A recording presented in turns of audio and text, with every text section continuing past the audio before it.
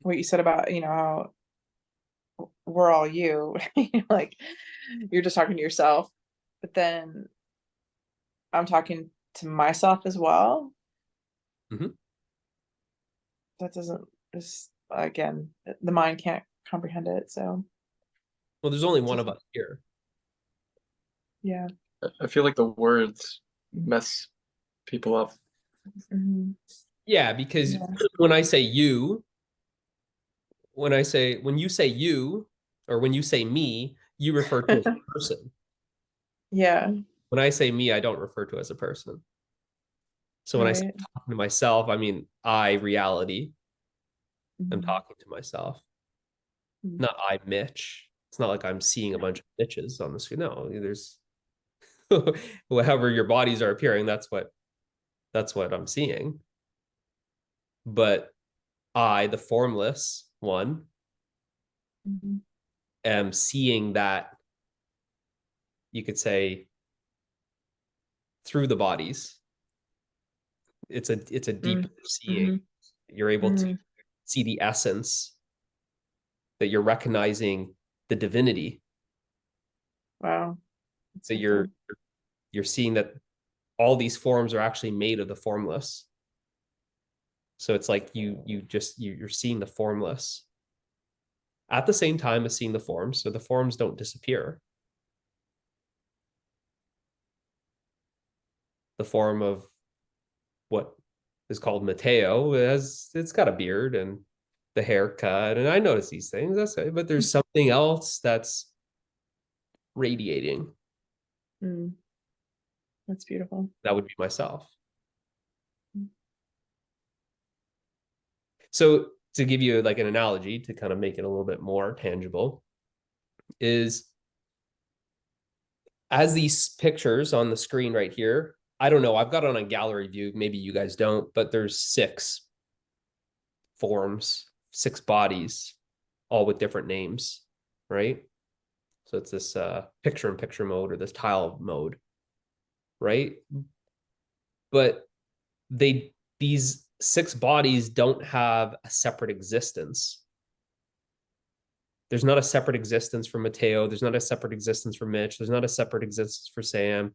There's not a separate existence for Sean. Not a separate existence for J Rod. Not a separate existence for Christine. So, what's the reality of these 6 appearances, these 6 forms that are appearing as an activity? They're moving. Right? It's like if I go and I reach for Mateo, I don't actually find a Mateo. I don't find something separate called Mateo. What am I finding? Well, I'm finding the screen. Right? So in this analogy, these images, these forms, these appearances, this activity is actually made of the screen. And there's just one screen. So that screen is the reality of these forms, these images, this activity, this appearance. What is the character Mateo in this movie made of? When I go and touch the screen, it's made of the screen. That this appearance on the screen could not exist without the screen. The screen is the reality of this visual image. It appears to have its own existence, but it's an illusion, in the sense that it's appearing to be what it's not. It's appearing to have its own separate existence, much like a movie, when you see like a sunset or a landscape and mountains or whatever it is, the scenery. It's not real. It appears to be real, but you're just watching a screen, right? The reality of that landscape, that scenery, is actually the screen. And the screen permeates these 6 boxes in this gallery view. So by knowing that you're the screen, by realizing that you are the screen, well, then you see how these 6 forms are actually made of the screen, that this activity is actually made of the screen. There's actually nothing to these 6 images other than the screen. The screen is permeating these 6 bodies on the screen equally. So that's what I said is I, the screen, am experiencing myself. That these 6 bodies are made of nothing other than me. That this activity is actually an expression of me. The movie is an expression. The movie is an activity of the screen. Without the screen, there would be no movie. When the movie stops, the screen remains. So just like this is actually your experience every day. This movie starts up in the morning, consists a certain length of time, and then it comes to an end. When it comes to an end, let's skip out on dream. The dream is the same. We can summarize to say there's actually only one state. As much as we think that there's waking and dreaming and sleeping, there's really just one. And let's just call it activity, right? The waking state is an activity. The dream state is also an activity. Deep sleep, no activity. And that's not a state. So the state is something that changes. Right? So the waking state's constantly changing. The dream state is constantly changing. But deep sleep is not really a state. Nothing's changing. Deep sleep, nothing's happening. It's unchanging. It's just pure awareness. It's just the experience of you. No thing. So when you look at it like that, there's either an appearance or there's no appearance. There's either an activity or no activity. And when you're identified with the activity, then you don't know yourself as rest. When you're identified as something, you don't know yourself as no thing. When you're identified as a form, you don't know yourself as the formless. So that's why the first step is coming to realize our formless nature. We come to realize that what we are is the screen. Screen is free from the movie at all times. So I said, like the piece, it's ever present. It's nothing can threaten the screen. If there's a scene in the movie of a building burning or some sort of end of the world type of movie where there's massive floods and tornadoes and natural disasters, the screen's not getting wet. It's not getting burnt. It's not getting electrocuted. Nothing's happening to the screen. So like that, it's like you're the screen, but you are identified with just one character in the movie. The screen is infinite, but it localizes itself to give one perspective. And that perspective is then the Christine perspective or the J-Rod perspective or the Sean perspective. But it's really just numerous perspectives, infinite perspectives for the one, for infinity. It's just a different like focal point or like an aperture. There's only one that's looking out. The one that's looking out through these 6 bodies, it's the one awareness. There's not separate entities in each of these bodies. It's not Christine that's looking out through that body. It's not Mateo that's looking out through that body. Call it what you want. God, the one. It has no name. It's the nameless that's looking out through the eyes of all these names. It's the formless that's looking out through the eyes of all these forms. So like that, it's just experiencing itself from different perspectives. Like this conversation's happening, but there's a perspective from this angle. There's a perspective from the Mateo angle, from the Sam angle, from the Christine angle, but it's all just the one that's experiencing itself from different focal points. So like that, the attention has localized itself to that perspective. And it's not that far-fetched because it's exactly what happens in the dreams at night. That when you are experiencing a dream at night, it's like you're just dropped into some random place, a random kind of event. And then it just starts going off from there. And that perspective is the dream body Christine or the dream body Sam experiencing the one dreamer from the perspective of dream body Sam. And dream body Sam experiences some other dream bodies. Hey, dream Mateo. Hey, dream Sean. Hey, dream J-Rod. Where should we go? Oh, let's go on a adventure up to the mountain. We go hiking. But we get to the top and dream Mateo decides he's going to fly in this dream and jump off the edge of the mountain. And he jumps and then wakes up. Before he hits the ground, he wakes up. But it's not the dream Mateo that wakes up. It's the dreamer that wakes up. The dreamer who's dreaming Mateo. The dreamer who's dreaming Sean and J-Rod and Sam. The dreamer who's dreaming the mountain. Now, the main dream character is made of the dreamer.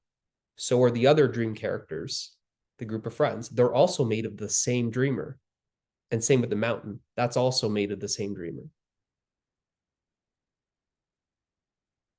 So it's not that far-fetched. Can we all realize that this actually happens in the dream? Can we see that in our own experience? Because it's your direct experience. Everyone has the experience of dreaming.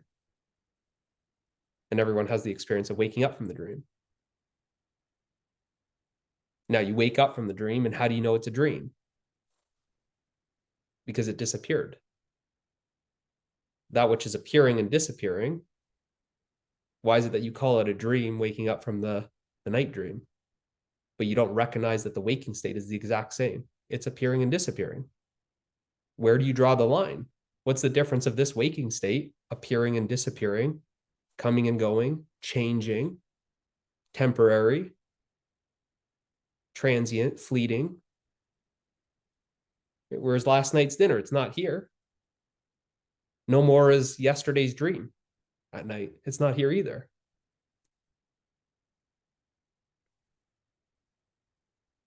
Why are you so identified with this body and not so identified with the dream body that you have at night?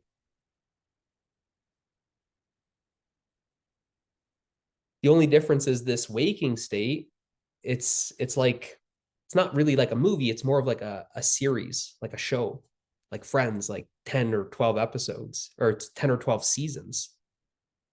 Each season having like 12 or 15 episodes. So it's longer. The dream at night is more like a movie. It's like a quick 1.5 hour, 2 hour movie. Every dream, it's different.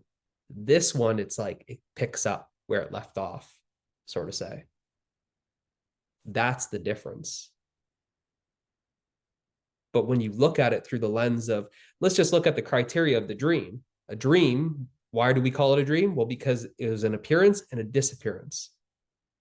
Now come to realize that this waking state is also an appearance and a disappearance. Come to realize that it's changing just the same way the night dreams are changing. It's fleeting.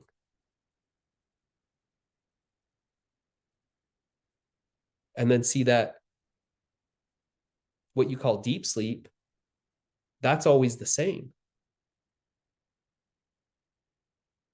That's unchanging. That's neither appearing nor disappearing.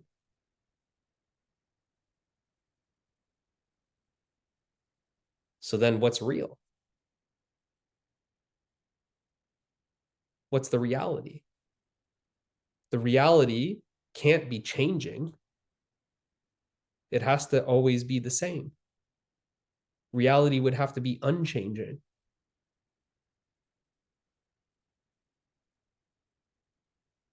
Reality wouldn't be something that's temporary. It would have to be something that's permanent.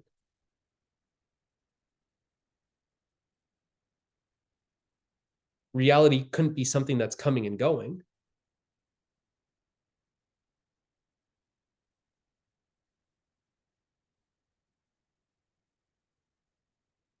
So this is your experience. It's not like I have access to this and you don't. This is your direct experience. Are you exploring it though? And that's all we're doing. We're just exploring. Everyone has the same experience in that way when we look at it like this. Everyone has the experience of waking, dreaming, sleeping.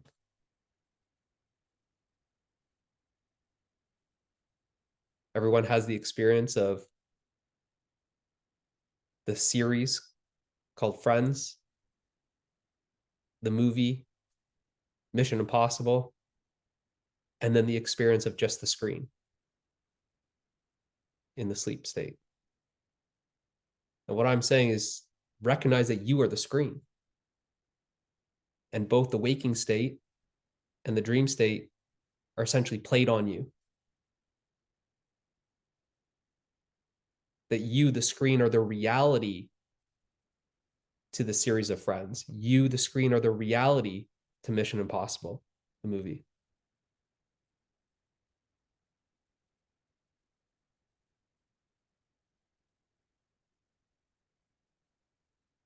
The series starts in the morning and it ends at night. And then it switches from series to a movie. Then you watch the Mission Impossible for an hour and a half to 2 hours. Call it your dream. And then you aren't experiencing neither a series nor a movie. You're just experiencing the screen, right? No images, no activity, right? No appearances, and no activity. This is your experience of deep sleep. No mind, no body, no world. And it's you that's aware that there's no body, there's no mind, there's no world. So in that experience of deep sleep, you are actually experiencing yourself as the screen. Right? The series has turned off. There's no series and there's no movie. The movie is turned off. Both have come to an end. What remains is just the screen. It's a transparent screen. It's a formless screen.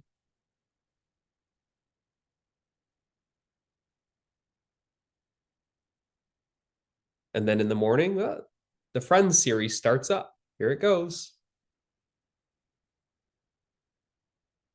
That's why it kind of feels like things just kind of boot up in the morning. Oh, we're doing this again. All right, there we go.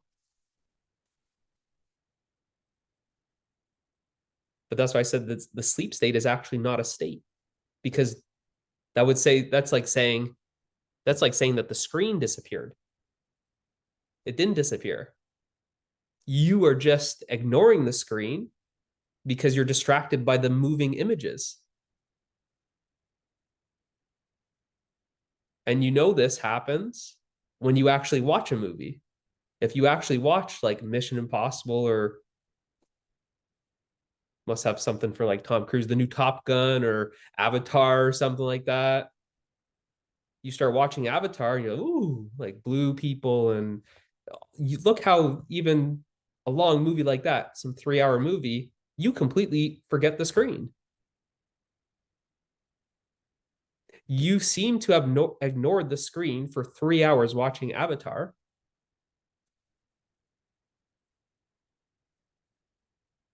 And I'm saying, you're looking right at it. It's right there. All you are actually experiencing is the screen. The entire movie is made of the screen. You're staring right at it. So like that, this is it. And the challenge is pointing this out. How do you point out to someone that what you are actually experiencing is yourself? So this is where I start with, well, just notice when these images come to an end. Notice when the movie gets turned off, because then it's a little easier to see that there's just a screen. Because you're watching Avatar, I'm saying, look at the screen, and you're like, well, where? And I'm like, well, it's right there. And you're like, oh, well, is it that blue guy? Is it that blue girl? Is it the water? Is it those flying dragons? And I'm like, well, like, yeah, it's hard. Like, it is, but it's not the actual dragon. That's not the screen. It's like, you're like, well, what is it? I'm like, well, it's kind of behind that, but it's not really, because it's permeating that dragon. That dragon is made of the screen. So I'm like, touch it.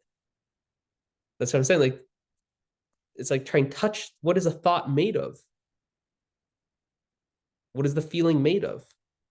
What is this body made of? That's metaphorically going up to the screen and going, wait, that's not Mateo. That's a plastic screen. Right? So just like that, you go and reach for the thought, and you're like, that's not a thought, that's consciousness. I'm conscious of the thought. The thought is made of the knowing of it. That pure knowing is the consciousness. That's what it's made of. The experience of the body, what is, there's sensation. You close your eyes, it's just sensation. Go into that sensation. What is that sensation made of? It's just made of pure experiencing, the experiencing of that sensation. Well, what is experiencing? Is it not you? What you are is pure experiencing. What you are is pure knowing. What you are is pure awareness. These are just synonyms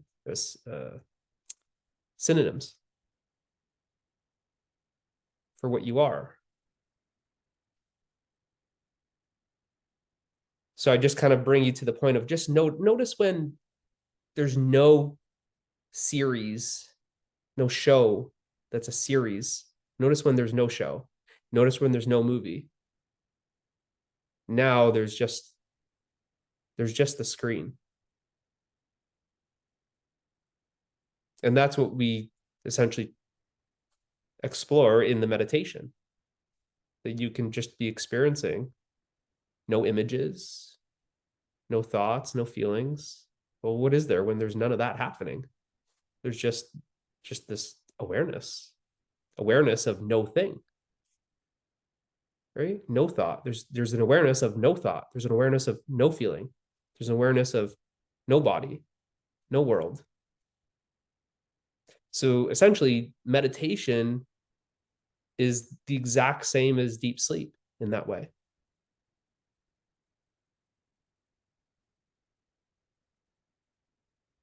It's the same experience. It's a non-objective experience. The waking state is an objective experience. The dream state is an objective experience. So if those are objects, that objective experience, the waking state, and the objective experience of the dream state is an objective experience, well, what's the subject?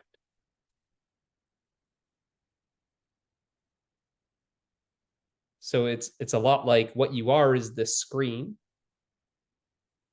that is experiencing its own movie. And the movie is made of nothing other than the screen. So what appears to be a multiplicity and diversity of objects. There's 6. Oh, we got 7 objects, 7 forms. There's really just the one subject.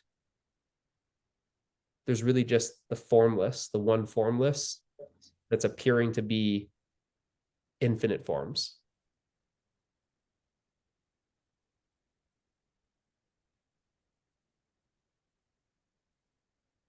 So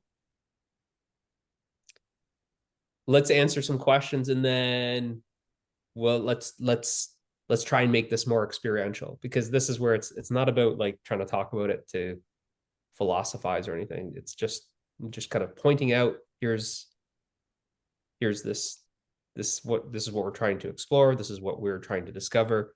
Let's look at your experience of dreams, see some of this be true for the dreams, and then you can start drawing that correlation and start seeing it. Oh yeah, I like, that is why I call it a dream, is because it appeared and it disappeared. It was an experience that appeared and disappeared. Okay, well, why is that different than my lunch yesterday? Well, my lunch appeared and my lunch disappeared. It's not currently present. But what is present? Well, it's this awareness that's still present. That's what's ever present. It's this knowing that is present. It's this experiencing that is present. That's what's not coming and going. There's an experiencing of no thing in deep sleep. There's an experience of something in the waking state. There's an experience of something in the dream state. So what remains is experiencing no thing, experiencing something, experiencing something. So what is consistent through those apparent 3 states is actually the experiencing.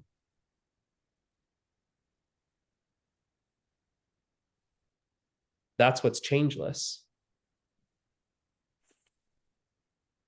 The experiences change, but the pure experiencing is changeless. The known objects change. This body is a little different than the dream body at night. This world is a little different than the dream world at night. So those known objects are changing, but the knowing is changeless. The movie is changing, but the screen is changeless.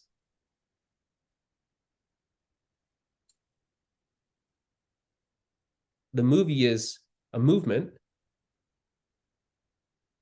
but the screen is absolutely still.